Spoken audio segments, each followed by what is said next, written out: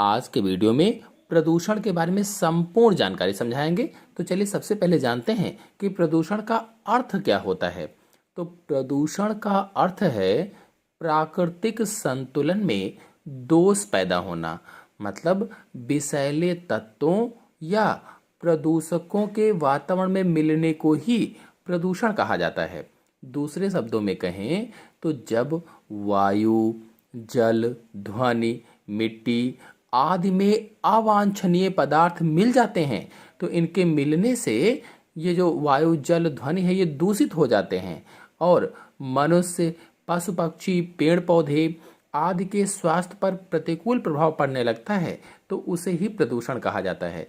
कुल मिलाकर कहें तो जब वायु, जल, ध्वनि, मिट्टी आदि में अवांछनीय परिवर्तन होते हैं तो उसे ही प्रदूषण कहा जाता है। चलिए जानते हैं कि प्रदूषण के कारण कौन कौन से होते हैं, काजेस ऑफ पॉल्यूशन कौन कौन से होते हैं। तो पहला है वनों की कटाई।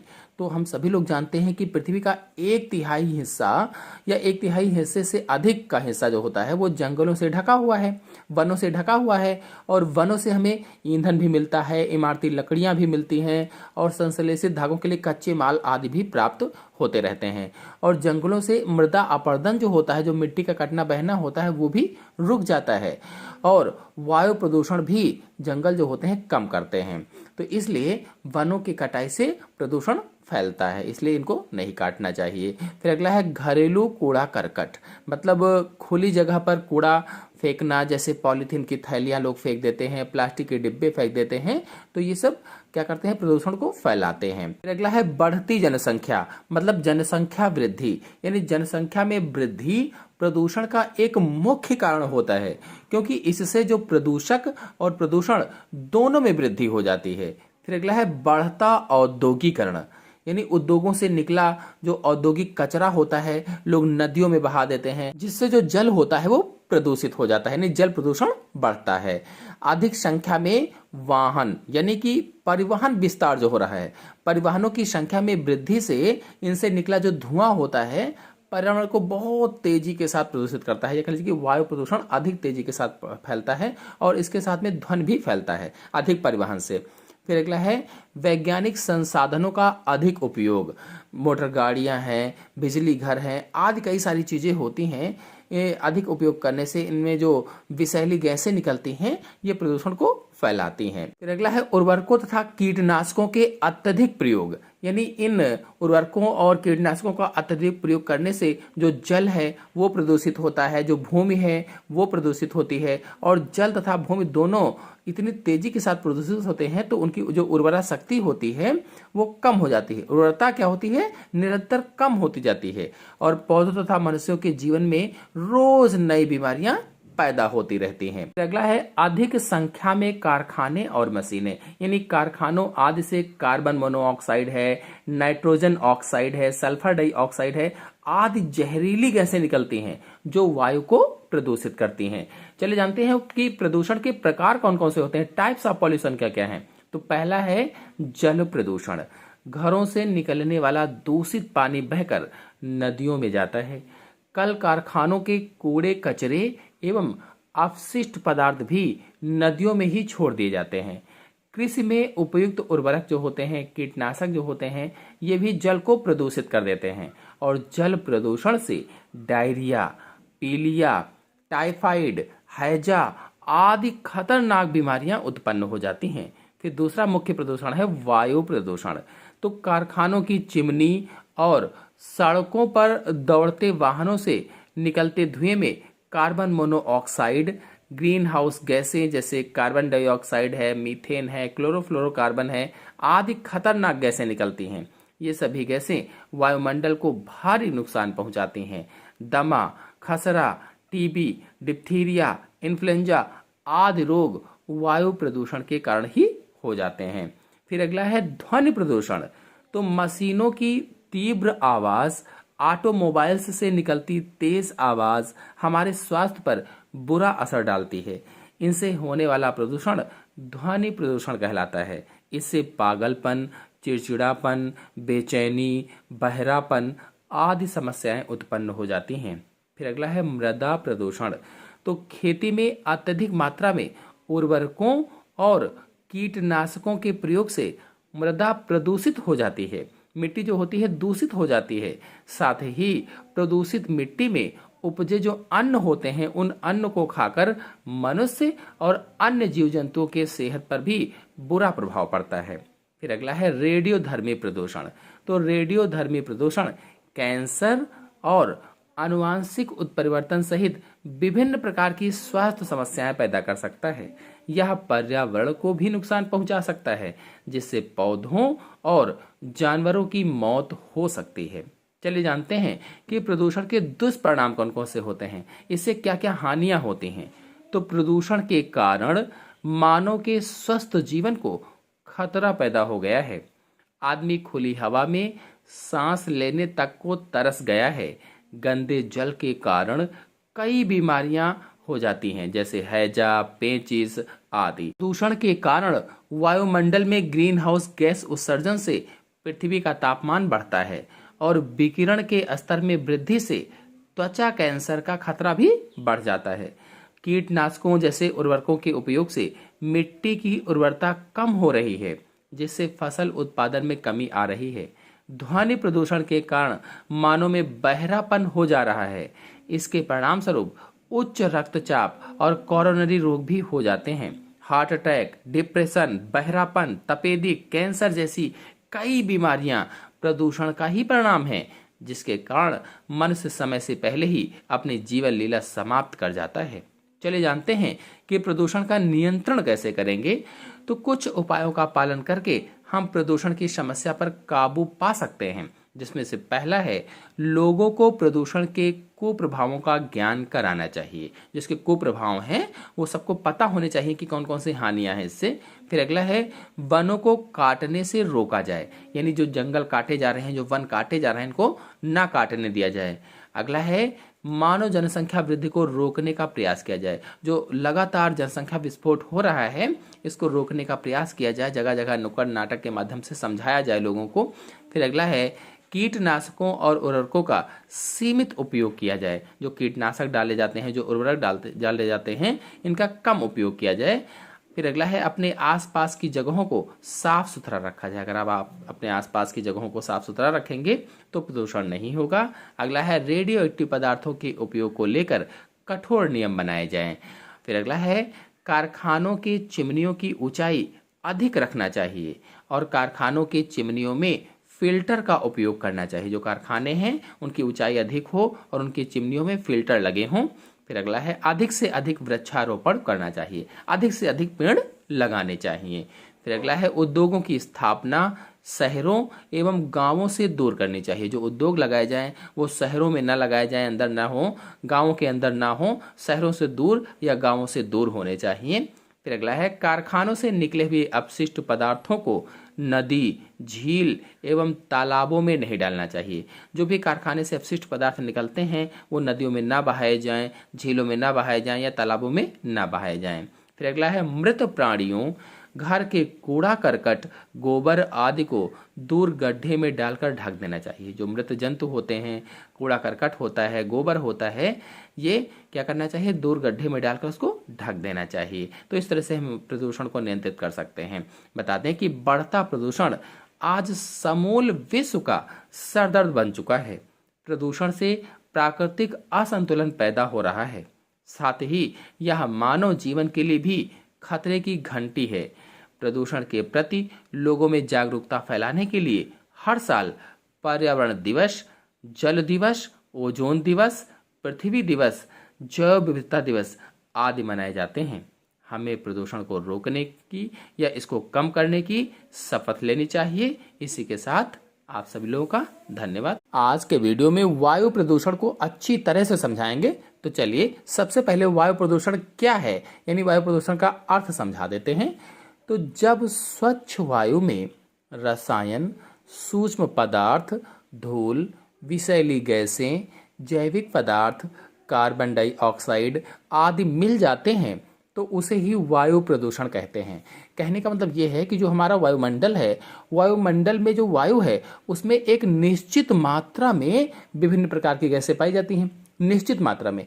लेकिन यदि उस निश्चित मात्रा से कोई गैस अधिक हो जाती है, कोई गैस कम हो जाती है, या कोई अन्य जहरीली गैस उसमें मिल जाती है, तो उसे ही वायु प्रदूषण कहा जाता है। यह इसका हुआ अर्थ। चलिए जानते हैं कि वायु प्रदूषण के कारण कौन कौन से होते हैं। Causes of air pollution. तो पहला कारण है जीवाश्म ईंधन का जलना। जीवाश्म ईंधन के दहन से बड़ी मात्रा में सल्फर डाइऑक्साइड गैस निकलती है, और जीवाश्म ईंधन के अधूरे दहन से निकलने वाली कार्बन मोनोऑक्साइड भी वायु प्रदूषण का कारण बनते हैं। ये दोनों गैसें बहुत ही जहरीली होती हैं। फिर दूसरा है ऑटोमोबाइल। तो जीप, ट्रक, कार, बस आदि वाहनों से निकलने वाली गैसें पर्यावरण को प्रदूषित करती हैं। ये ग्रीन हाउस गैसों के प्रमुख स्रोत हैं, और इसके परिणाम स्वरूप व्यक्तियों में बीमारियां भी होती हैं। फिर अगला है कृषि गतिविधियां। कीटनाशक और उर्वरक वातावरण में हानिकारक रसायनों का उत्सर्जन करते हैं और उसे दूषित करते हैं। फिर अगला है बड़े उद्योग धंधे और कल कारखाने। तो बड़े बड़े उद्योग धंधे और कल कारखानों से धुएं के साथ साथ हानिकारक गैसें भी निकलती हैं, जो कि पूरे वातावरण को प्रदूषित करती हैं। और कारखानों और उद्योगों से कार्बन मोनोऑक्साइड, कार्बनिक यौगिक, हाइड्रोकार्बन्स और अन्य रसायन भी निकलते हैं, जो वातावरण को प्रदूषित करते हैं, वायु को प्रदूषित करते हैं। फिर अगला पॉइंट है बढ़ती आबादी, मतलब जनसंख्या वृद्धि, मतलब जनसंख्या विस्फोट। तो भारत जैसे देश में जिस गति से जनसंख्या में वृद्धि हो रही है, वह बढ़ते वायु प्रदूषण का एक सबसे बड़ा संकेत है।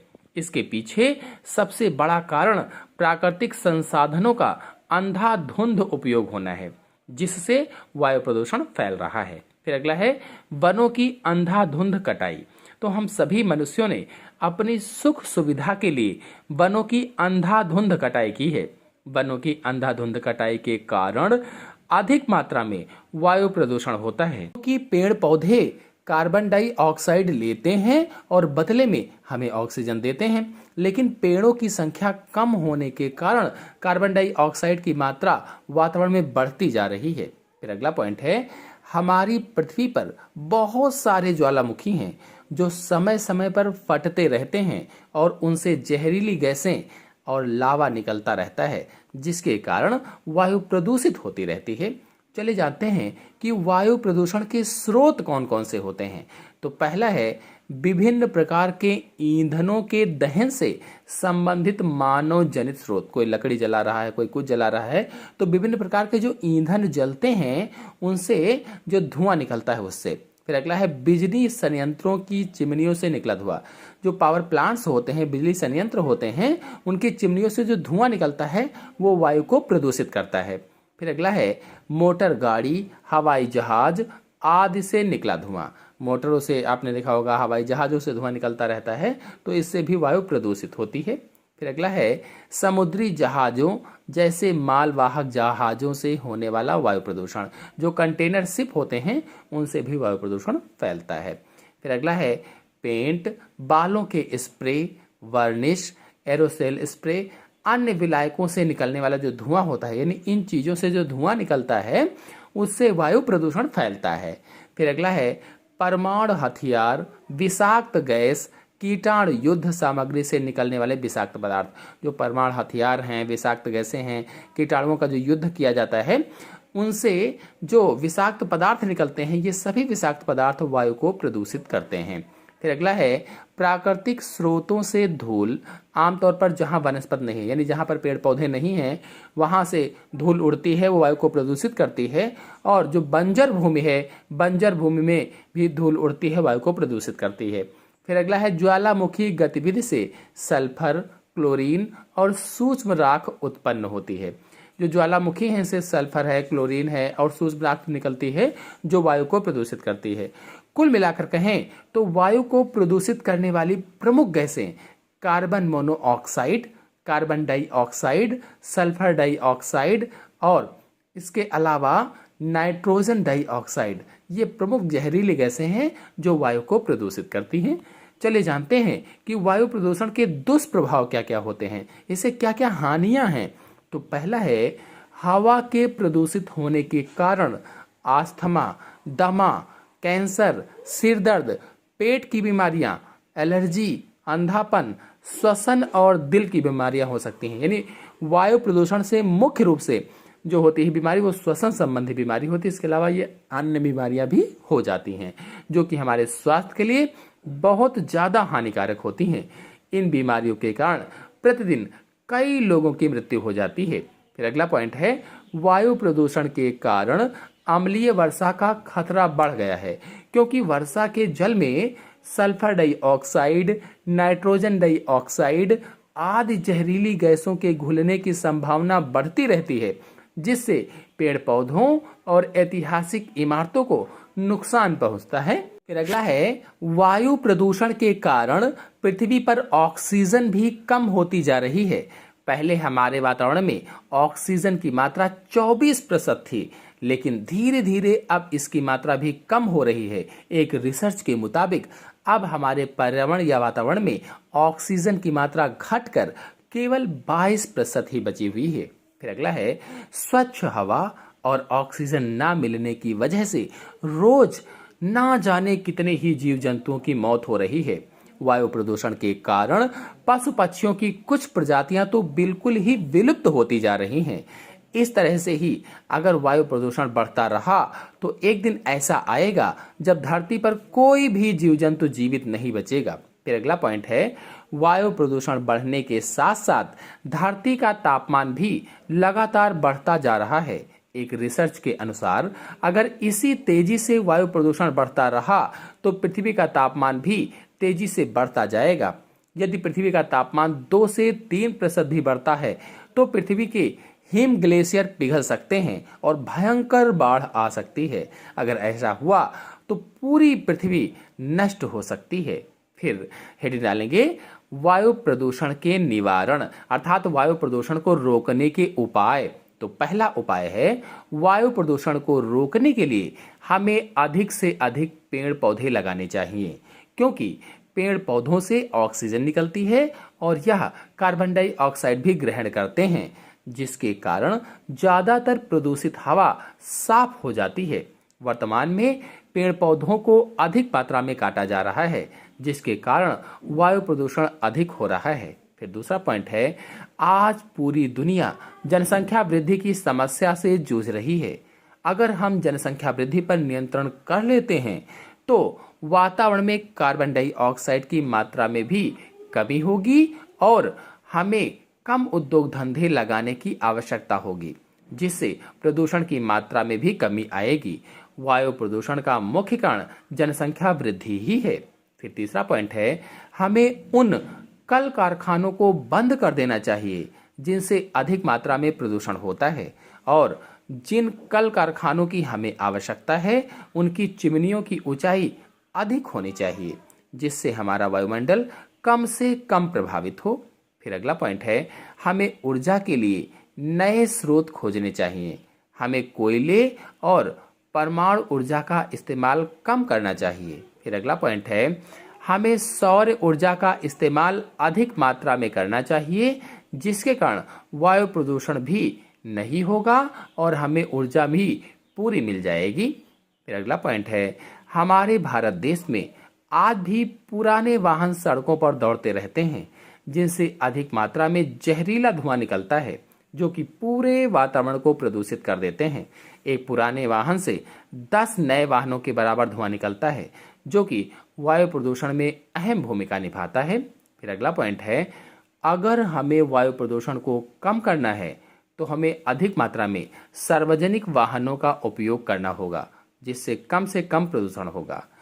फिर अगला पॉइंट है, वायु प्रदूषण पर नियंत्रण के लिए हमारी सरकार को नए नियम बनाने चाहिए और प्रदूषण नियंत्रण संबंधी प्रमाण पत्र की अनिवार्यता की जानी चाहिए। साथ ही वायु प्रदूषण कानून में सख्ती दिखानी चाहिए। नेक्स्ट, किसी भी प्रकार के प्रदूषण पर हमें अगर नियंत्रण पाना है तो लोगों को प्रदूषण के बारे में पता होना चाहिए, जागरूक करना चाहिए। हमें प्रदूषण के बारे में लोगों को सचेत करना चाहिए और स्कूलों में प्रदूषण के बारे में पाठ्यक्रम भी होना चाहिए, जिससे बचपन से ही बच्चों को पता हो कि किस काम को करने से प्रदूषण फैलता है। फिर अंतिम पॉइंट है, हमें गांव में जाकर नुक्कड़ नाटकों की सहायता से लोगों को समझाना चाहिए कि प्रदूषण हमारे स्वास्थ्य के लिए कितना हानिकारक है। तभी जाकर हम वायु प्रदूषण पर नियंत्रण पा सकते हैं। इसी के साथ आप सभी लोगों को धन्यवाद। आज हम आप लोगों को जल प्रदूषण पर चित्र सहित संपूर्ण जानकारी समझाएंगे। तो चलिए सबसे पहले जानते हैं कि जल प्रदूषण किसे कहते हैं, इसकी परिभाषा को समझा देते हैं।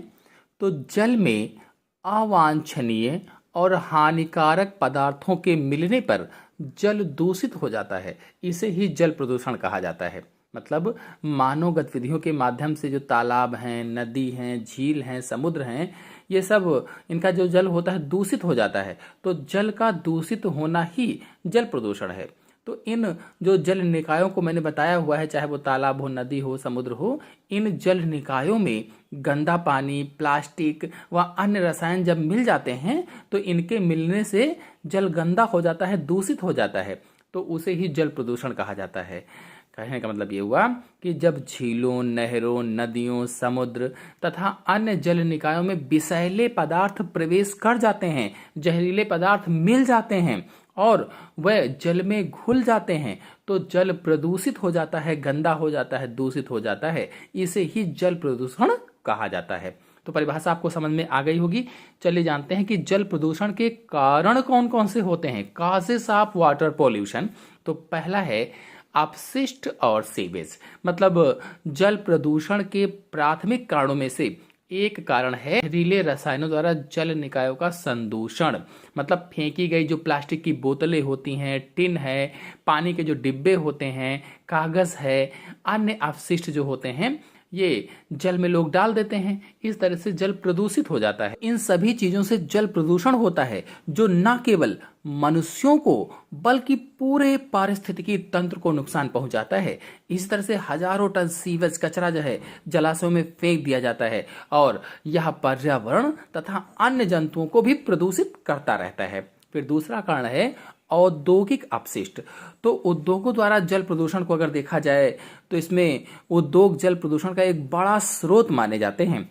कारखानों और उद्योगों द्वारा निकला जो जहरीला रसायन है, जो अन्य अपशिष्ट पदार्थ हैं, ये जलीय जानवरों और पौधों के लिए हानिकारक होते हैं। भाई कोई कारखाना लगा हुआ है, कोई उद्योग लगा हुआ है, तो उससे जहरीला पदार्थ जो नालियों के माध्यम से निकलता है वो जल में जाकर के मिल जाता है, जिससे जो जलीय जानवर होते हैं, जो पौधे होते हैं, उनको हानि पहुंचती है। फिर अगला है दुर्घटनाएं। दुर्घटनाओं में जैसे तेल रिसाव है, परमाणु पतन है आदि। तो इनमें यदि तेल द्वारा जल प्रदूषण को देखा जाए तो परिवहन के लिए तेल ले जाने वाले जहाज और मशीन लीक हो जाती हैं और भारी मात्रा में तेल जल पर फैल जाता है, जो पानी में रहने वाले जीवों के लिए कई समस्याओं का कारण बनता है। इस तरह से जल प्रदूषित होता है। फिर अगला है भूमिगत भंडारण रिसाव। आजकल भूमिगत भंडारण टैंकों का उपयोग पेट्रोलियम और रसोई गैस को पाइपलाइनों के माध्यम से परिवहन किया जाता है, भेजा जाता है।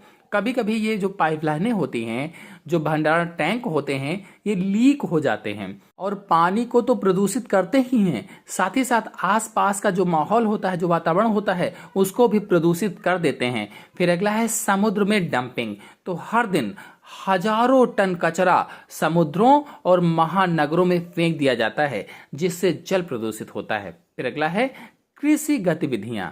सिंचाई के दौरान जल निकाय में रासायनिक उर्वरक और कीटनाशक मिलकर जल स्रोतों को प्रदूषित कर देते हैं। फिर अगला है जनसंख्या वृद्धि और शहरीकरण। तो तेजी से बढ़ती जनसंख्या और शहरीकरण से अपशिष्ट उत्पादन में वृद्धि होती है, जो अपशिष्ट पदार्थ होते हैं ज्यादा बनते हैं और प्रभावी अपशिष्ट निपटान रणनीतियों के बिना इनमें से कई अपशिष्ट नदियों में बहा दिए जाते हैं, जिससे नदियां प्रदूषित हो जाती हैं। फिर अगला है घरों का अपशिष्ट। विभिन्न डिटर्जेंट हैं, साबुन हैं, शैम्पू हैं, जिनका प्रयोग करके आप पानी में बहा देते हैं। वो पानी जाकर के नालियों से बहकर नालों फिर नदियों में जाता है। इस तरह से जल प्रदूषित होता है। फिर अगला है वनों की कटाई। तो वन भूमि का जल संचित करते हैं, जो भूमि का जल होता है वो संचित करके रखते हैं, इकट्ठा करके रखते हैं। अत्यधिक वनों की कटाई से भूमि में जल थामने की जो क्षमता होती है वो नष्ट हो जाती है, जिससे भूमिगत जल मिलना असंभव हो जाता है। फिर अगला है परमाणु परीक्षण द्वारा जल प्रदूषण। तो अपनी सैन्य शक्ति बढ़ाने के लिए विभिन्न देशों द्वारा किए गए परमाणु परीक्षण भी जल प्रदूषण का कारण बनते हैं। जैसे परमाणु अपशिष्ट पौधों और अन्य जल में रहने वाले जीवों पर हानिकारक प्रभाव छोड़ते हैं। फिर अगला है अम्ल वर्षा। तो अम्लीय वर्षा अलग अलग मछलियों को नुकसान पहुंचाती है, उन्हें मार देती है और जैव विविधता को कम कर देती है। बता दें कि वर्षा के जल का पीएच मान जब 5.6 से कम हो जाता है तो उसे अम्लीय वर्षा कहा जाता है। चलिए जानते हैं कि जल प्रदूषण के प्रभाव कौन कौन से होते हैं। तो जल प्रदूषण से व्यक्ति ही नहीं अपितु पशु पक्षी और मछलियां भी प्रभावित होती हैं। जल प्रदूषण से जल में ऑक्सीजन की मात्रा कम होती है, जिससे जलीय जीव मरने लगते हैं। मतलब जल प्रदूषण जलीय जीवन को बुरी तरह से प्रभावित करता है। जल प्रदूषक जल की भौतिक, रासायनिक, थर्मल और जैव रासायनिक विशेषता को कम करते हैं और पानी के बाहर के जंतुओं के साथ ही साथ पानी के अंदर के जो जंतु होते हैं उनके जीवन को बुरी तरह से प्रभावित करते हैं। जल प्रदूषण के कारण पारिस्थितिक तंत्र गंभीर रूप से प्रभावित, संशोधित और नष्ट हो सकता है। प्रदूषित जल के सेवन से कई तरह की बीमारियां हो सकती हैं, जैसे हेपेटाइटिस, हैजा मतलब कॉलेरा, पेचिस, टाइफाइड, दस्त, पीलिया, उल्टी जैसी और भी कई बीमारियां हो सकती हैं। भारत में पेट के विकारों से पीड़ित 80% मरीज प्रदूषित पानी पीने की वजह से बीमार हुए हैं। प्रदूषित जल के संपर्क से अतिसार, त्वचा संबंधी रोग, श्वास संबंधी समस्याएं तथा अन्य रोग हो सकते हैं, जो जल निकायों में मौजूद प्रदूषकों के कारण होते हैं। जल के रुकने से मच्छर तथा अन्य कई परजीवी कीट आदि उत्पन्न होते हैं, जो कई बीमारियां फैलाते हैं। जल प्रदूषण के कारण हमारे आसपास का वातावरण भी प्रभावित होता है। आसपास का वातावरण गंदी गंध से भर जाता है, जो आसपास की हवा को भी दूषित कर देता है। चलिए जानते हैं कि जल प्रदूषण के मुख्य स्रोत कौन कौन से होते हैं। सोर्सेस ऑफ वाटर पॉल्यूशन कौन कौन से हैं। तो पहला है घरेलू सीवेज। घरेलू सीवेज में जैसे घरों से छोड़ा गया गंदा जल जो होता है, आप नहाते हैं, कपड़ा धुलते हैं, उससे जो गंदा जल निकलता है। घरेलू जो कचरा होता है, कूड़ा करकट जो होता है, बूचड़ खानों से निकलने वाला जो कचरा होता है, साबुन और डिटर्जेंट का जो जल होता है, ये सब घरेलू सीवेज के अंतर्गत आता है। ये जाकर के जल में मिल जाता है और जल को प्रदूषित करता है। फिर अगला है कृषि अपवाह। जैसे इसमें कृषि क्षेत्रों का जो भूजल है, जहां रासायनिक उर्वरकों का अंधाधुंध उपयोग हो रहा है। जब रासायनिक उर्वरकों का उपयोग होता है तो वहां पर जो रासायनिक उर्वरक होते हैं वो नीचे सोखते जाते हैं और जहरीले जल को बनाते हैं। और कीटनाशक और उर्वरकों वाले कृषि क्षेत्रों से बहकर तालाब व नदियों में जाने वाला जल भी प्रदूषित हो जाता है। फिर अगला है औद्योगिक बाह्य स्राव। तो इसके अंतर्गत जैसे उद्योगों में विनिर्माण कार्य है, रासायनिक प्रक्रिया से निकला जहरीला पदार्थ है, ये सब जल में मिल जाता है, जिससे जल प्रदूषित हो जाता है। फिर अगला है वहित मल यानी सीवेज। तो जल प्रदूषण का मुख्य कारण वहित मल होता है। जनसंख्या में वृद्धि, शहरीकरण आदि ने इस समस्या को अधिक गंभीर बना दिया है। वहित मल प्रतिदिन नदियों में बहा दिया जाता है। वहित मल के जल स्रोतों से मिलने में जैविक प्रदूषण व संक्रमण अधिक हो जाता है। चलिए जानते हैं कि जल प्रदूषण को रोकने के उपाय कौन कौन से होते हैं, इसका नियंत्रण कैसे करेंगे। तो पहला है प्रत्येक घरों में सेप्टिक टैंक होना चाहिए। फिर अगला है जल स्रोतों में जानवरों की सफाई नहीं करनी चाहिए, क्योंकि जानवरों की सफाई करने से जल गंदा हो जाता है। अगला है व्यर्थ पदार्थों को नदी, तालाब, पोखरों में नहीं बहाना चाहिए, चाहे कूड़ा करकट हो, गंदा पानी हो, ये सब नहीं बहाना चाहिए।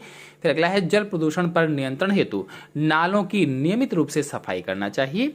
नेक्स्ट, ग्रामीण इलाकों में जल निकास हेतु पक्की नालियों को ठीक से बनाना चाहिए। नेक्स्ट, विद्यालयों में जल प्रदूषण का एक पाठ होना चाहिए, क्योंकि पाठ होगा तो सभी बच्चे उससे उसके उद्देश्यों को समझेंगे, उसके हानियों को समझेंगे, उससे क्या क्या प्रभाव होते हैं, तो जल प्रदूषण नहीं होगा। फिर अगला है जलकुंभी कैडमियम और ऐसे अन्य तत्वों में घुले हुए जहरीले रसायनों को अवशोषित कर लेता है।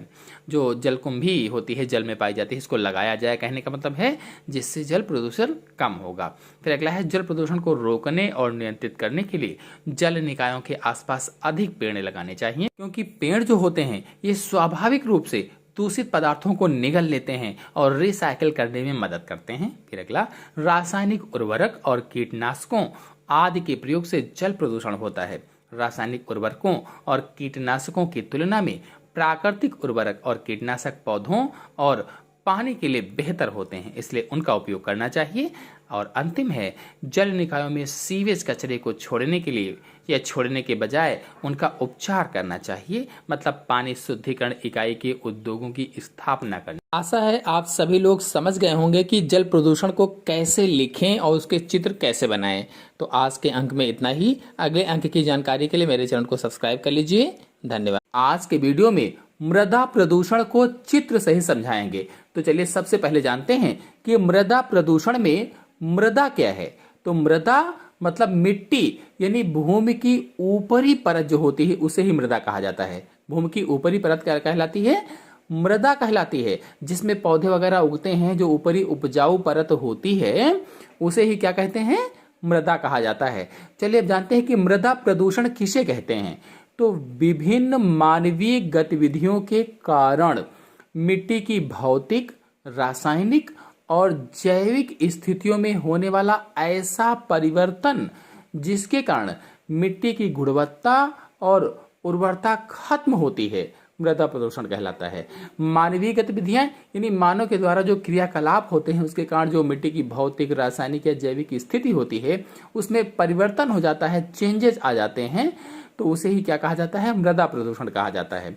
अथवा सीधी सी भाषा में कहें तो विषाक्त पदार्थों का मिट्टी में मिलना ही मृदा प्रदूषण है। विषाक्त यानी सामान्य अर्थ में कहें तो मिट्टी में जहरीले रसायनों का मिल जाना ही मृदा प्रदूषण कहलाता है।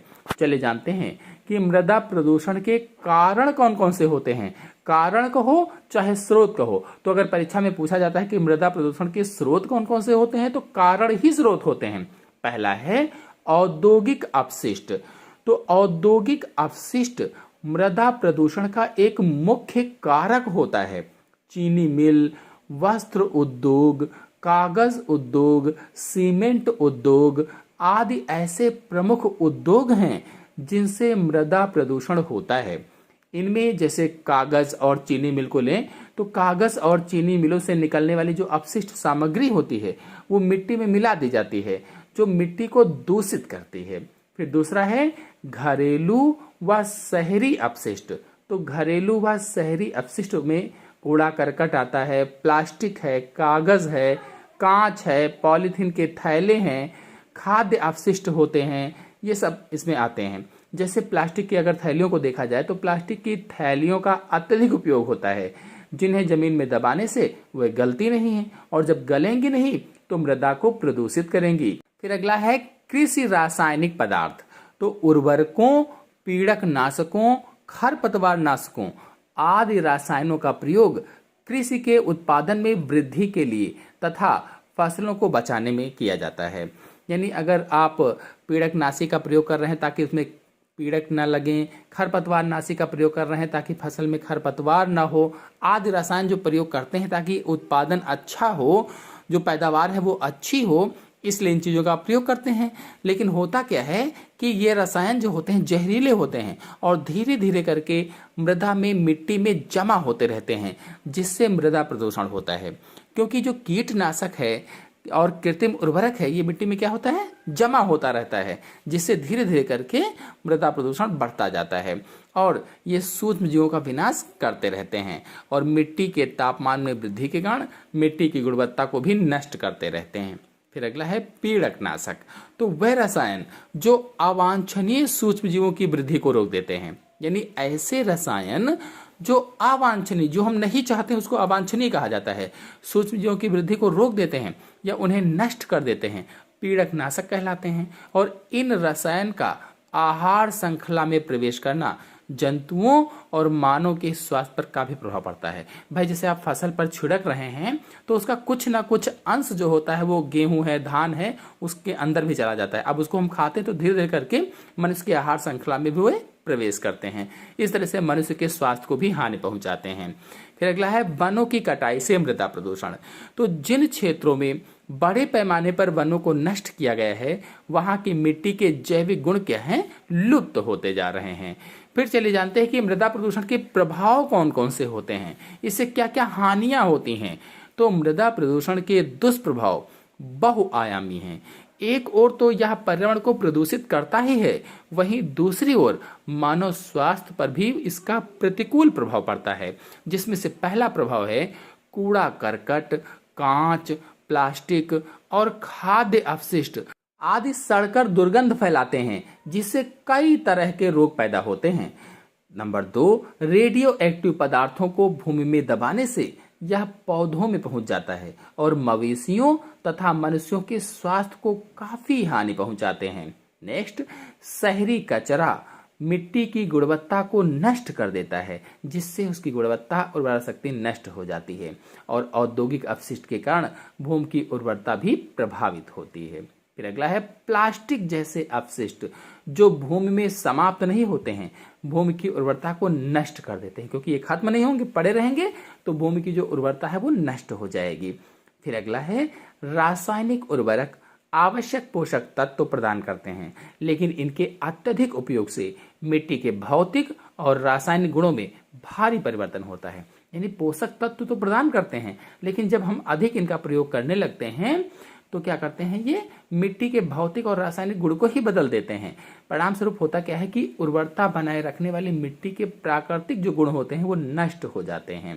फिर अगला है मृदा प्रदूषण के व्यापक प्रभाव के कारण भूमि में calcium, magnesium, sulphur, iron, copper, boron, manganese, nitrogen, potassium और फास्फोरस जैसे आवश्यक तत्वों की मात्रा में गंभीर कमी आई है। यानी ये तत्व जो आवश्यक होते हैं कम होते जाते हैं मृदा प्रदूषण के कारण।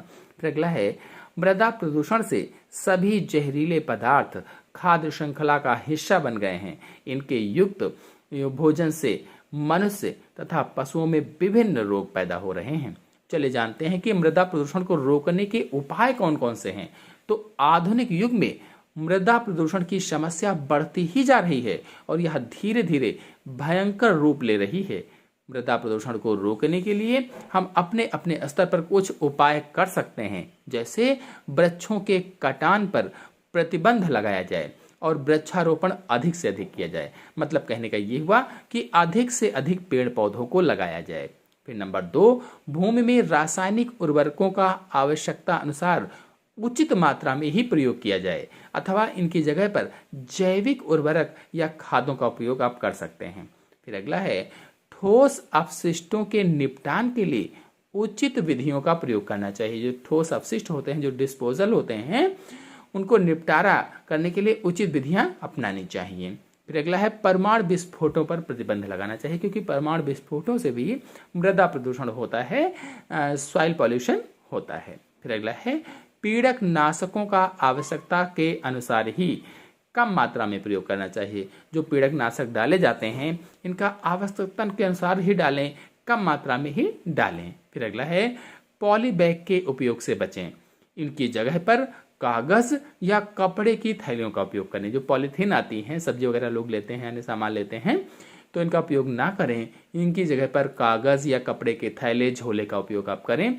सरकार ने कई राज्यों में इन बैगों के उपयोग पर प्रतिबंध लगा दिया है, हालांकि लोग अभी भी इनका उपयोग करते हैं। फिर अगला है इधर उधर कचरा फेंकना बंद करें और फैक्ट्री के कचरे को मिट्टी में ना फेंकें। इधर उधर जो लोग कचरा फेंक देते हैं वो ना फेंकें। जो फैक्ट्री का कचरा होता है उसको मिट्टी में तो कतई ना फेंकें। फिर अगला है गैर बायोडिग्रेडेबल उत्पादों के बजाय बायोडिग्रेडेबल उत्पादों का उपयोग करें। अगर आप गैर बायोडिग्रेडेबल उत्पादों का उपयोग करते हैं तो वो गलते नहीं मिट्टी में, जबकि बायोडिग्रेडेबल जो उत्पाद होते हैं मिट्टी में गल जाते हैं। इस तरह से मृदा प्रदूषण को बचाते हैं। फिर अगला है प्लास्टिक के बर्तनों और अन्य प्लास्टिक वस्तुओं का उपयोग ना करें। जो लोग प्लास्टिक के बर्तन का उपयोग करते हैं या अन्य चीज़ों का प्लास्टिक जो होती है उसका उपयोग करते हैं तो उसका उपयोग ना करें, क्योंकि किसी भी रूप में प्लास्टिक का निपटारा करना बहुत ही मुश्किल होता है। ये मिट्टी में आराम से नहीं मिल पाती है। फिर अगला है घरों का कचरा बाहर खुले में नहीं फेंकना चाहिए। जो घर का कूड़ा करकट होता है बाहर खुले में ना फेंकें। उसके लिए सरकार द्वारा कूड़े के लिए गाड़ी भेजी जानी चाहिए। तो कूड़े के लिए गाड़ी जाती है, उसमें आप कूड़ा डालें। अब सरकार ने कूड़े दान भी दिए हैं, 2 डस्टबिन भी दिए हैं, उनका आप उपयोग कर सकते हैं। ऐसी चीज़ों का इस्तेमाल करना चाहिए जिन्हें हम दोबारा से प्रयोग में ला सकें। हम रिसाइकिल की आदत अपना सकते हैं, यानी रिसाइकिल का प्रयोग करके मृदा प्रदूषण को कम कर सकते हैं। तो आशा है आप सभी लोगों को मृदा प्रदूषण अच्छी तरह से समझ में आ गया होगा। समझ में आ गया हो तो वीडियो को लाइक और शेयर कीजिए।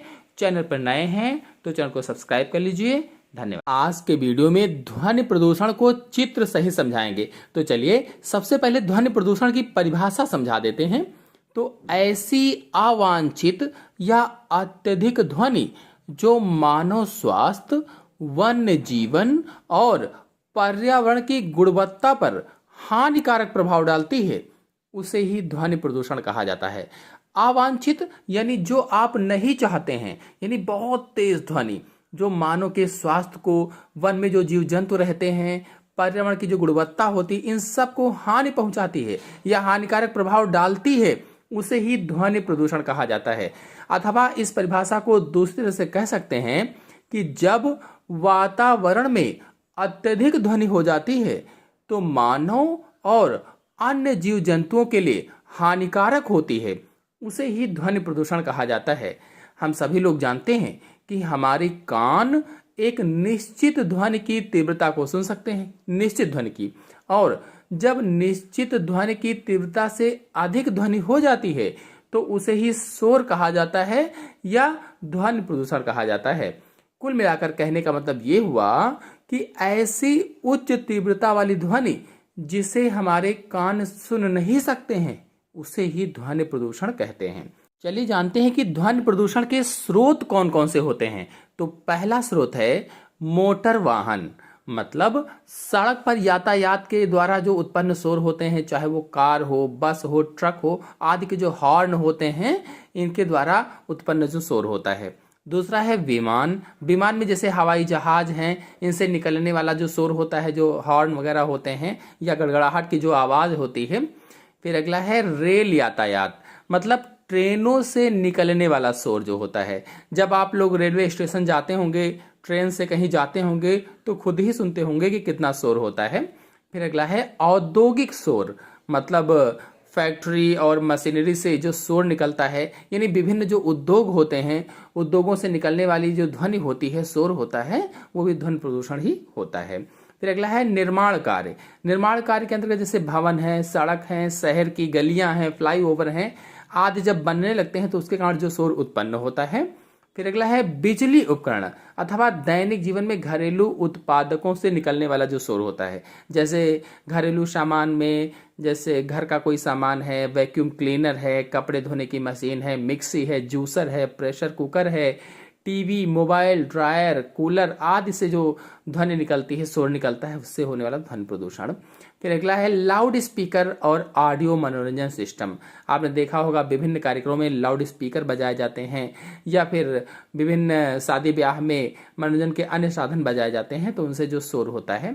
फिर अगला है आतिशबाजी, तो दिवाली में पटाखों की आवाज़, ऐसे ही कई खुशी के मौकों पर लोग आतिशबाजी करते हैं और ध्वनि प्रदूषण फैलाते हैं। अब यदि एग्जाम में ध्वनि प्रदूषण के स्रोत ना पूछे बल्कि इसकी जगह पूछे कि कारण क्या होते हैं, यानी ध्वनि प्रदूषण के कारण बताइए, तो कैसे लिखोगे? हेडिंग डालेंगे ध्वनि प्रदूषण के कारण और लिखेंगे पहला उद्योग। लगभग सभी औद्योगिक क्षेत्र ध्वनि प्रदूषण को प्रभावित करते हैं। कल कारखानों से चलने वाली जो मशीनें होती हैं, उनसे निकलने वाली जो गड़गड़ाहट है, उस गड़गड़ाहट की आवाज से ध्वनि प्रदूषण फैलता है। ताप विद्युत केंद्र में लगे जो बॉयलर होते हैं, जो टरबाइन होते हैं, ये भी ध्वनि प्रदूषण के स्रोत होते हैं। फिर अगला है परिवहन के साधन, तो परिवहन के सभी साधन कम या अधिक मात्रा में आवाज करते हैं, इनसे निकलने वाली आवाजों से ध्वनि प्रदूषण होता है। चाहे जो भी साधन हो, बस है, ट्रक है, कार है, इनसे सभी से फैलता है। फिर अगला है मनोरंजन के साधन, तो मनोरंजन के लिए उपयोगी जैसे टीवी है, रेडियो है, टेप रिकॉर्डर है, डीजे है, म्यूजिक सिस्टम जिसको कहते हैं, आदि सब ध्वनि प्रदूषण उत्पन्न करते हैं। ऐसे ही तीव्र ध्वनि जो उत्पन्न होती है, जैसे समारोह है, धार्मिक आयोजन है, कोई मेला है, पार्टी है, अन्य में ऐसे लाउड स्पीकर वगैरह बजाकर ध्वनि उत्पन्न की जाती है, तेज ध्वनि, जिससे ध्वनि प्रदूषण फैलता है। फिर अगला है निर्माण कार्य, तो कंस्ट्रक्शन साइट पर होने वाले जो शोर होते हैं ध्वनि प्रदूषण फैलाते हैं, जैसे भवन, पुल, ब्रिज, सड़क, बांध, मकान है, फैक्ट्रियां हैं, कारखाने हैं यहाँ पर। फिर अगला है आतिशबाजी। आतिशबाजी में मैंने बताया था स्रोत में कि आतिशबाजी यानी पटाखे जलाना है, जैसे पर्यावरण का प्रदूषण जो होता है बहुत फैल जाता है और ध्वनि प्रदूषण के लिए भी उतना ही जिम्मेदार होता है। विवाह या खुशी के मौके पर, जश्न के माहौल में, दीपावली में, राजनीतिक कार्यक्रमों में जब लोग विजयी होते हैं तब आतिशबाजी का जमकर प्रयोग करते हैं जो ध्वनि प्रदूषण फैलाता है। फिर अगला है रेल। तो रेल आवागमन से भारी मात्रा में शोर होता है। रेल की पटरियों का शोर है, ट्रेन के लोकोमोटिव इंजन, हॉर्न की तेज आवाज, लगभग 120 डीबी का शोर होता है। यह शोर ध्वनि प्रदूषण को बड़े स्तर पर बढ़ाता है। चले जानते हैं ध्वनि प्रदूषण के प्रभाव कौन कौन से होते हैं, मतलब ध्वनि प्रदूषण से होने वाले नुकसान कौन कौन से होते हैं। तो पहला है बहरापन। तो मानव कानों का लगातार तेज शोर के संपर्क में रहने से कान के पर्दे को नुकसान पहुंचता है, जिससे सुनने की जो क्षमता होती है उसकी हानि होती है, यानी लोग बहरे हो जाते हैं। फिर अगला है अनिद्रा, यानी नींद संबंधी विकार, मतलब नींद की कमी हो जाती है या नींद की कमी के कारण पूरे दिन थकान रहती है, जिससे रोजमर्रा की जो गतिविधियां होती हैं वो प्रभावित हो सकती हैं। ध्वनि प्रदूषण नींद के चक्र को बाधित करता है, जिससे चिड़चिड़ापन और मन अशांत रहने लगता है। फिर तीसरा है हाई ब्लड प्रेशर, यानी उच्च रक्तचाप। ध्वनि प्रदूषण का प्रत्यक्ष परिणाम है जो लंबे समय तक रक्त के ऊंचे स्तर के कारण होता है। फिर अगला है तनाव। तो जो तनाव बढ़ता है क्योंकि ध्वनि प्रदूषण हमारी मानसिक शांति को भंग कर देता है, इसलिए हमेशा तनाव बना रहता है। फिर अगला है एकाग्रता में कमी। तो ध्वनि प्रदूषण हमारी एकाग्र क्षमता को प्रभावित करता है, जिससे लोगों के काम करने की क्षमता और गुणवत्ता कम हो जाती है। फिर अगला है इन सब प्रभावों के अतिरिक्त ध्वनि प्रदूषण से बात करने में परेशानी होती है, चिड़चिड़ापन आता है, सिरदर्द भी होने लगता है, चिंता भी होती है, याददाश्त की कमी हो जाती है, यहाँ तक कि नर्वस ब्रेकडाउन जैसे गंभीर स्वास्थ्य समस्याएं पैदा हो जाती है। तो इतनी सारी प्रॉब्लम्स आती हैं, प्रभाव पड़ते हैं ध्वनि प्रदूषण के। फिर चले जानते हैं कि ध्वनि प्रदूषण से बचाव के उपाय कौन कौन से होते हैं। तो पहला उपाय है अधिक से अधिक पेड़ लगाए जाएं, जिनसे ध्वनि प्रदूषण कम करने में सहायता मिलेगी। सड़क किनारे पौधारोपण किया जाए, लंबी लंबी कतारें लगाई जाएं, जिससे ध्वनि प्रदूषण कंट्रोल होगा, क्योंकि जो हरे पौधे होते हैं ये ध्वनि की तीव्रता को 10 से 15 डेसिबल तक कम कर सकते हैं। फिर अगला है हॉर्न की अनुचित उपयोग को बंद कर ध्वनि प्रदूषण को कम किया जा सकता है। अगर उचित है तभी हॉर्न बजाया जाए, अनुचित हर समय हॉर्न का उपयोग न किया जाए और कम आवृत्ति वाले हॉर्न को बजाया जाए और प्रेशर हॉर्न पर रोक लगाई जाए। ट्रैफिक के कानून का सख्ती से पालन किया जाए, हॉर्न बार बार न बजाया जाए, तो इनसे ध्वनि प्रदूषण कम होगा। फिर अगला है निजी वाहनों की जगह पब्लिक ट्रांसपोर्ट इस्तेमाल किया जाए, यानी जो निजी वाहन है इनको ज़्यादा उपयोग न लाया जाए, बस है इनके माध्यम से जाया जाए, यानी जो पब्लिक ट्रांसपोर्ट होते हैं इस्तेमाल करके ध्वनि प्रदूषण को कम किया जा सकता है। फिर अगला है इंजन व मशीनों की समय पर मरम्मत और बेहतर व्यवस्था के जरिए ध्वनि प्रदूषण को कम किया जा सकता है। इंजन की मरम्मत कराते रहें, मशीनों की मरम्मत कराते रहें, सर्विस कराते रहेंगे तो ध्वनि प्रदूषण कम हो जाएगा। फिर अगला है हवाई जहाज़ों का आबादी वाले शहरों के बजाय खाली स्थानों की तरफ रास्ता बदल दें। जो आबादी वाले शहर हैं वहां से न निकाला जाए हवाई जहाज़ों को, जहां पर खाली स्थान है उधर से निकाला जाए और दिन के वक्त रनवे का इस्तेमाल किया जाए। फिर अगला है उद्योगों से उत्पन्न होने वाली ध्वनि जहां तक हो सके कम करने की कोशिश होनी चाहिए। उदाहरण के तौर पर जो औद्योगिक मशीनें होती हैं, मशीनों और औजारों को दोबारा डिजाइन किया जाए, अच्छे से बनाया जाए ताकि वो आवाज़ें ज़्यादा ना करें। जो पुराने ज़माने की मशीनें होती थी बहुत आवाज़ें करती थी, इसलिए नई डिजाइन की मशीनें बनाई जाएं ताकि वो आवाज़ें ना करें। उद्योगों को शहरों से दूर लगाया जाए, रिहायशी इलाकों में जो औद्योगिक इकाइयाँ हैं उनको वहाँ से हटाया जाए। फिर अगला है सरकार और आम लोगों के संयुक्त प्रयासों से ध्वनि व शोर की तीव्रता को कम कर ध्वनि प्रदूषण को कम किया जा सकता है। तो इस तरह से ध्वनि प्रदूषण को रोका जा सकता है, बीमारियां होने से बचाया जा सकता है। आशा है आपको अच्छे से समझ में आ गया होगा। समझ में आ गया हो तो वीडियो को लाइक और शेयर कीजिए। चैनल पर नए हैं तो चैनल को सब्सक्राइब कर लीजिए। धन्यवाद। आज के वीडियो में पर्यावरण प्रदूषण को समझाएंगे, जिसके अंतर्गत सबसे पहले इसकी परिभाषा समझा देते हैं। तो वायु, जल एवं थल की भौतिक, रासायनिक और जैविक विशेषताओं में होने वाला वह अवांछनीय परिवर्तन जो मानव और अन्य जंतुओं या पेड़ पौधों को हानि पहुंचाता है, पर्यावरण प्रदूषण कहलाता है। कहने का मतलब इसमें जैसे वायु है, जल है, थल है, तो फॉर एग्जाम्पल वायु है, तो वायु में एक विशेष अनुपात में विभिन्न प्रकार की गैसें पाई जाती हैं। अगर उस अनुपात में कोई गैस अधिक हो गई है, कोई गैस कम हो गई है, या कोई अन्य जहरीली गैस मिल गई है, ऐसे ही जो जल है, जल में भी एक निश्चित अनुपात में इसका संगठन होता है, निश्चित अनुपात में तत्व पाए जाते हैं। अब इसमें कोई अवांछनीय तत्व बाहर से मिल जाता है, या उनमें से कोई अधिक कोई कम हो जाता है, तो इस तरह से जल प्रदूषण, वायु प्रदूषण या स्थल या भूमि प्रदूषण हो जाता है।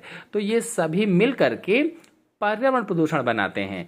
यानी इन सभी में होने वाला अवांछनीय जो परिवर्तन होता है, वह परिवर्तन मानव और अन्य जीव जंतुओं के लिए हानिकारक होता है, उसे ही पर्यावरण प्रदूषण कहा जाता है। चलिए जानते हैं पर्यावरण प्रदूषण के कारण कौन कौन से होते हैं। तो पहला कारण है औद्योगिकरण। तो उद्योगों से निकलने वाला कचरा वायु और जल दोनों प्रदूषण का कारण बनता है। यानी उद्योगों से जो निकलने वाला धुआं है वो वायु को प्रदूषित करता है, जो धुआं निकलता है वायु को प्रदूषित करता है, हवा को प्रदूषित करता है, और अम्लीय वर्षा का लिए जिम्मेदार होता है। यानी अम्लीय वर्षा होती है इसके कारण। और उद्योगों से जो पानी निकलता है, अपशिष्ट जहरीला पदार्थ जो निकलता है, वो जल में मिल जाता है। इस प्रकार से जल भी प्रदूषित हो जाता है, और जल के प्रदूषित होने से जो जलीय जीव होते हैं उनको नुकसान होता है। तो इस तरह से औद्योगिकरण भी पर्यावरण प्रदूषण का कारण है। फिर दूसरा है आधुनिकीकरण। तो आधुनिक प्रौद्योगिकी ने अपनी प्रक्रियाओं से अनेक प्रकार के विषाक्त गैसों, धुओं एवं विषाक्त रसायन युक्त पदार्थों के माध्यम से जल, थल और वायु सभी को प्रदूषित कर दिया है, जिससे पर्यावरण प्रदूषण उत्पन्न हो गया है। अब जैसे कोई कम ही दूरी जाना चाहता है तो वो साइकिल से नहीं चलता है, गाड़ी से चलता है थोड़ी दूर जाने के लिए, जिससे वाहन का प्रयोग करता है। अब वाहन का प्रयोग करेगा तो वाहन वाला यानी वायु प्रदूषण है, अन्य प्रकार के प्रदूषण हैं होंगे। ऐसे ही प्लास्टिक का बढ़ता जो उपयोग है ये भी पर्यावरण को प्रदूषित करता है, यानी नुकसान पहुंचाता है। फिर अगला है रसायनों का प्रयोग। तो रासायनिक उर्वरक और कीटनाशक मिट्टी की उर्वरता को नुकसान पहुंचाते हैं। जो लोग रासायनिक उर्वरक डालते हैं जैसे यूरिया है, डाया है, ये सब क्या है, रासायनिक उर्वरक होते हैं। और फिर कहा गया कीटनाशक, यानी जो कीड़े लग जाते हैं, खेतों में कीट लग जाते हैं, उनको मारने के लिए कीटनाशक का जो उपयोग किया जाता है, दवाओं का जो प्रयोग किया जाता है। तो ये उपयोग तो आप करते हैं लाभ के लिए, लेकिन इससे हानियां भी हो जाती हैं, नुकसान भी पहुंचाते हैं। ये जीवाश्म ईंधन के जलने से जहरीली गैसें निकलती हैं। जो फॉसिल फ्यूल होते हैं इनके जलने से क्या होता है, जहरीली गैसें निकलती हैं, जो बाद में अम्लीय वर्षा यानी एसिड रेन का कारण बनती हैं और ग्लोबल वार्मिंग को भी बढ़ाती हैं। ये सब पर्यावरण प्रदूषण फैलाती हैं। फिर अगला है प्राकृतिक कारण। तो कभी कभी प्राकृतिक आपदाओं जैसे भूस्खलन है, बाढ़ है, ज्वालामुखी है आदि भी पर्यावरण प्रदूषण को बढ़ाता है, यानी पर्यावरण प्रदूषण के लिए जिम्मेदार होता है। ये मिट्टी के कटाव, जल प्रदूषण, वायु प्रदूषण आदि के लिए भी जिम्मेदार होता है, और इस तरह से पर्यावरण प्रदूषण फैलता है। इन सब के अलावा वृक्षों की अंधाधुंध कटाई भी पर्यावरण प्रदूषण को बढ़ाती है। वृक्षों की अंधाधुंध कटाई और साथ ही साथ जनसंख्या वृद्धि भी पर्यावरण प्रदूषण को बढ़ाती है।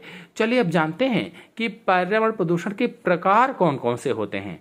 तो पर्यावरण प्रदूषण के मुख्य रूप से 4 प्रकार होते हैं। नंबर 1 वायु प्रदूषण, नंबर 2 जल प्रदूषण, नंबर 3 मृदा प्रदूषण और नंबर 4 ध्वनि प्रदूषण। यदि इन सभी प्रदूषण को डिटेल से समझना चाहते हैं कि वायु प्रदूषण क्या है, इसके स्रोत क्या है, इसके कारण क्या है, इसके बचाव के उपाय क्या हैं, तो सब मेरे चैनल में अलग अलग अपलोडेड हैं, आप लोग जाकर के देख सकते हैं। फिलहाल यहाँ पर पर्यावरण प्रदूषण के अंतर्गत मैं संक्षिप्त रूप से इनको समझाऊंगा। तो पहला है वायु प्रदूषण। वातावरण की वायु में होने वाला अवांछनीय परिवर्तन वायु प्रदूषण कहलाता है। जो वातावरण में वायु है उसमें अगर अवांछनीय परिवर्तन हो जा रहा है तो वायु प्रदूषण होता है। मतलब मैंने बताया था कि जो वायु है, वायु में विभिन्न प्रकार की गैसें पाई जाती हैं और वो गैसें निश्चित अनुपात में होती हैं, लेकिन यदि उसमें से कोई गैस अधिक हो गई, कोई गैस कम हो गई या कोई अन्य जहरीली गैस मिल गई तो उसे ही वायु प्रदूषण कहा जाता है। जब धुआं और जहरीली गैस हवा में मिल जाती हैं तो वायु प्रदूषण को जन्म देती हैं, और प्रदूषित वायु में कार्बन मोनोऑक्साइड, सल्फर डाइऑक्साइड जैसी विभिन्न जहरीली गैसों के नाम बताएं। ऐसी और भी बहुत ही जहरीली गैसें होती हैं जो सभी जीव जंतुओं को हानि पहुंचाती हैं। वायु प्रदूषण से श्वसन संबंधी बीमारियां हो जाती हैं। फिर दूसरा है जल प्रदूषण। तो जल में होने वाला अवांछनीय परिवर्तन जल प्रदूषण कहलाता है। मैंने आपको बताया था कि जल में जो जल का संगठन है उसमें जो तत्व पाए जाते हैं वो एक निश्चित अनुपात में होते हैं। यदि उनमें से कोई अधिक हो गया, कोई कम हो गया या कोई अन्य जहरीला तत्व मिल गया तो जल प्रदूषण हो जाता है। और जब जल में अशुद्धता, अपशिष्ट, विषाक्त पदार्थ मिल जाते हैं तो क्या हो जाता है? जल प्रदूषित हो जाता है।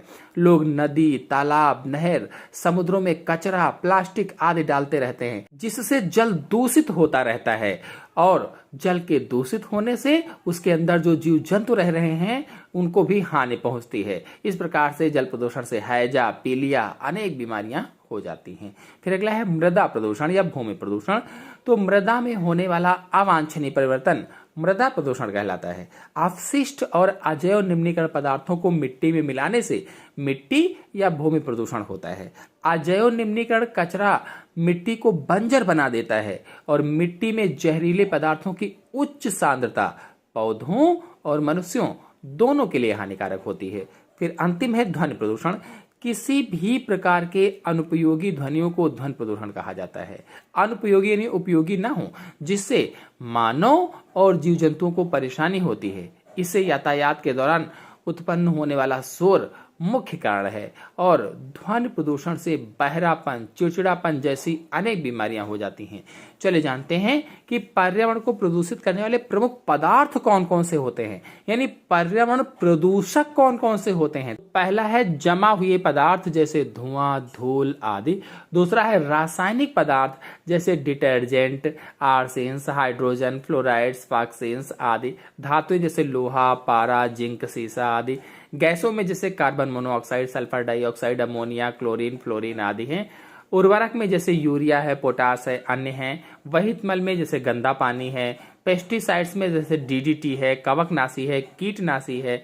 ऐसे ही ध्वनि, उष्मा और रेडियोएक्टिव पदार्थ ये विभिन्न प्रकार के पर्यावरण प्रदूषक होते हैं।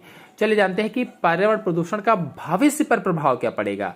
तो पर्यावरण प्रदूषण के प्रभाव में भविष्य की कल्पना हृदय विदारक है। अगर पर्यावरण काफी हद तक प्रदूषित होगा तो हमें सांस लेने के लिए ऑक्सीजन किट अपने साथ रखनी होगी। शुद्ध पानी पीने के लिए हमें एक एक बूंद की कीमत चुकानी पड़ेगी। इसके अलावा मनुष्यों का जीवन काल कम हो जाएगा और वे कई खतरनाक बीमारियों के शिकार होंगे। पारिस्थितिकी तंत्र का संतुलन बुरी तरह से क्षतिग्रस्त हो जाएगा और हमें जीने के लिए संघर्ष करना होगा। एसिड रेन का बढ़ता असर इस धरती पर हर जीवन को खत्म कर देगा। चलिए जानते हैं कि पर्यावरण प्रदूषण का नियंत्रण और इसकी रोकथाम कैसे करेंगे। कुछ बातों का पालन करके और स्वस्थ आदतों को अपनाकर हम पर्यावरण प्रदूषण को कम करने में आसानी से योगदान दे सकते हैं। जैसे साइकिल को प्राथमिकता दें, यानी साइकिल का अधिक प्रयोग करें और प्लास्टिक का अधिक उपयोग करने के बजाय बायोडिग्रेडेबल उत्पाद चुनें। कागज का अधिक प्रयोग करें, लिफाफे का प्रयोग करें। अगला, अशुद्ध और जहरीले रसायनों को जल निकायों में प्रवाहित करने से पहले उनका उपचार करें। जल निकाय यानी नदी, तालाब आदि जो होते हैं उनमें जहरीले रसायन न डालें। अगला, अधिक से अधिक पेड़ लगाने के लिए लोगों में जागरूकता फैलाएं, यानी ज्यादा से ज्यादा पेड़ लगाएं, पेड़ों की कटाई ना करें। अगला, नवीनीकरणीय संसाधनों का उपयोग करें और जीवाश्म ईंधन के उपयोग को सीमित करें, यानी जीवाश्म ईंधन का उपयोग अधिक ना करें। फिर अगला है रासायनिक उर्वरकों के उपयोग को कम करके जैविक खेती को बढ़ावा दें, यानी गोबर की खाद वगैरह डालें, कंपोस्ट खाद वगैरह डालें, रासायनिक उर्वरक का प्रयोग ना करें। आशा है आपको अच्छे समझ में आ गया होगा। धन्यवाद। आज के वीडियो में विकिरण प्रदूषण या रेडियोधर्मी प्रदूषण को समझाएंगे। तो चलिए शुरू करते हैं। तो विकिरण प्रदूषण या रेडियोधर्मी प्रदूषण सबसे जहरीले पदार्थों, आर्सेनिक या रेडियम जैसे रेडियोधर्मी तत्वों के कारण होते हैं और इन रेडियो एक्टिव पदार्थों के विकिरणों से होने वाला प्रदूषण विकिरण प्रदूषण कहलाता है। यानी ये जो रेडियो एक्टिव या रेडियोधर्मी पदार्थ होते हैं इनके विकिरण से जो प्रदूषण होता है उसे ही विकिरण प्रदूषण कहा जाता है। इस प्रकार के प्रदूषण से मानव, जीव जंतु, पौधे, मृदा तथा वातावरण सभी प्रभावित हो जाते हैं। यानी कुल मिलाकर के सभी जितने भी जीवधारी होते हैं पृथ्वी पर सब प्रभावित होते हैं। और मन में प्रश्न हो कि रेडियोधर्मी तत्व अथवा रेडियोधर्मी पदार्थ क्या है, तो इसका उत्तर होगा कि ऐसे रेडियो एक्टिव पदार्थ जो हानिकारक किरणों को निकालते हैं उन्हें रेडियोधर्मी पदार्थ या रेडियो एक्टिव पदार्थ कहा जाता है। जैसे कौन कौन से तत्व होते हैं ये? यूरेनियम, थोरियम आदि। नाभिकीय विस्फोट के द्वारा इलेक्ट्रॉन, प्रोटॉन, न्यूट्रॉन, इसके साथ में अल्फा बीटा कण मुक्त होते हैं। कुल मिलाकर इन लाइनों का कहने का मतलब यह हुआ कि ऐसी प्रक्रिया जिसमें एक अस्थिर जो परमाणु होता है वो अपने नाभिक से विकिरण के रूप में ऊर्जा फेंकता है, नाभिक से विकिरण के रूप में ऊर्जा निकालता है या फेंकता है। ऐसे पदार्थ जो खुद ही ऐसी ऊर्जा को निकालते हैं उन्हें ही रेडियोधर्मी कहा जाता है या विकिरणशील कहा जाता है। और मैंने बताया कि यह विकिरण अल्फा बीटा गामा किरण या इलेक्ट्रॉन के रूप में मुक्त होती है या इलेक्ट्रॉन के रूप में होती है। और इसका प्रभाव मैंने आपको बताया कि जीव जंतुओं पर, मनुष्यों पर बहुत ही बुरा पड़ता है, जिससे लोगों की मृत्यु तक हो जाती है। चलिए जानते हैं कि विकिरण प्रदूषण या रेडियोधर्मी प्रदूषण के स्रोत कौन कौन से होते हैं। तो देखिए, जो रेडियोधर्मी प्रदूषण है इसके प्राकृतिक और कृत्रिम दोनों स्रोत होते हैं। तो सबसे पहले प्राकृतिक स्रोतों को समझ लेते हैं।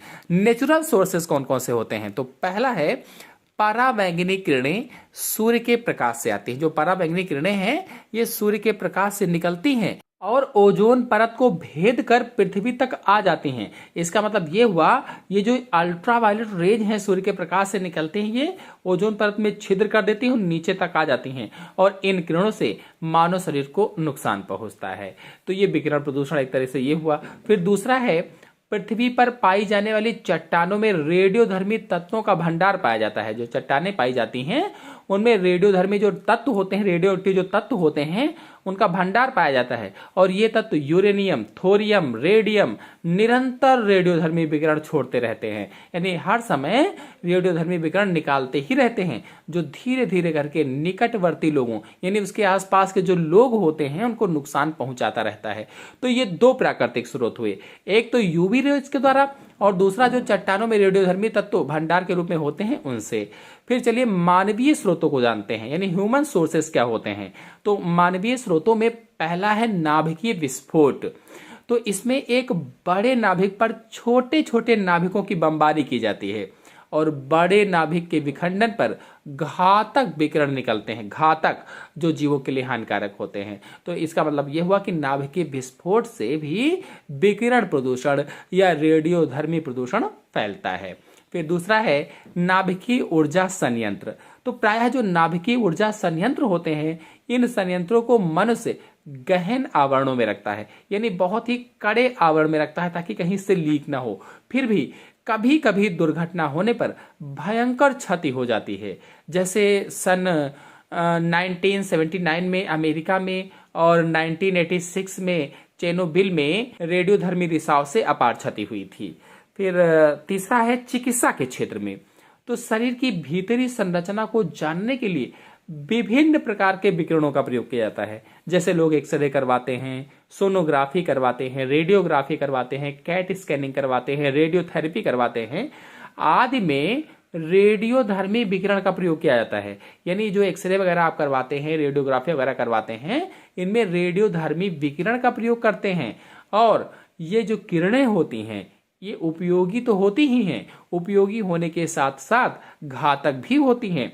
इनका बार बार अनावश्यक प्रयोग घातक हो जाता है और रेडियोधर्मी प्रदूषण फैलाता है। चलिए अब जानते हैं रेडियोधर्मी प्रदूषण के प्रभाव यानी effects of radio active pollutions. तो पहला प्रभाव है रेडियोधर्मी प्रदूषण के कारण वायु प्रदूषण, जल प्रदूषण एवं मृदा प्रदूषण में वृद्धि होती है। यानी जो रेडियोधर्मी प्रदूषण है, जो विकिरण प्रदूषण है, ये वायु, जल और मृदा तीनों प्रकार के प्रदूषण में वृद्धि करता है। फिर अगला है रेडियोधर्मी प्रदूषण क्रोमोसोम तथा जीन्स को प्रभावित करते हैं। जो हमारे गुणसूत्र होते हैं, जो जीन्स होते हैं, उनको प्रभावित करते हैं। इसके द्वारा क्रोमोसोम तथा जीन में परिवर्तन आ जाने से आनुवांशिक रोग उत्पन्न हो जाते हैं, जैसे रक्त कैंसर यानी ब्लड कैंसर, जो ल्यूकेमिया वगैरह होता है, अस्थि कैंसर और अन्य बड़ी बीमारियां हो जाती हैं। फिर अगला है रेडियोधर्मी प्रदूषण का प्रभाव गर्भ में पल रहे शिशु पर भी पड़ता है। यानी गर्भ में पल रहे शिशु की मृत्यु भी हो सकती है।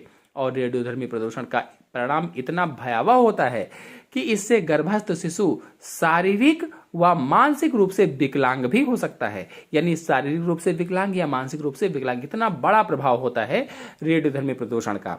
फिर अगला है चौथा पॉइंट, रेडियोधर्मी प्रदूषण के कारण पेड़ पौधों की पत्तियां तक प्रभावित हो जाती हैं और इस प्रदूषण के कारण पेड़ पौधों की जो पत्तियां होती हैं बिल्कुल दूषित हो जाती हैं। अब उन पेड़ पौधों की पत्तियों को जो पशु खाते हैं तो उन पत्तियों को खाने से उनके जीवन पर भी बुरा प्रभाव पड़ता है। फिर अगला है, अमेरिका के द्वारा द्वितीय विश्व युद्ध में हिरोशिमा तथा नागासाकी पर किए गए परमाणु बम विस्फोट के कारण जो रेडियोधर्मी विकिरण उत्पन्न हुए उनके प्रभाव के कारण आज भी वहां विकलांग संतानें पैदा होती हैं। मतलब इतना बड़ा प्रभाव होता है रेडियोधर्मी प्रदूषण का या रेडियो एक्टिव प्रदूषण का या विकिरण प्रदूषण का कि नागासाकी और हिरोशिमा पर जो परमाणु बम फेंके गए थे उससे आज भी संतानें विकलांग पैदा हो रही हैं उसके विकिरण से, उसके प्रभाव से। फिर अगला है, रेडियोधर्मी प्रदूषण का प्रभाव काफी लंबे समय तक रहता है जिसके कारण पृथ्वी पर रहने वाले जीव जंतुओं एवं मनुष्यों पर इसका बुरा प्रभाव पड़ता है। रेडियोधर्मी प्रदूषण से त्वचा का कैंसर और आंख की बीमारी हो जाती है।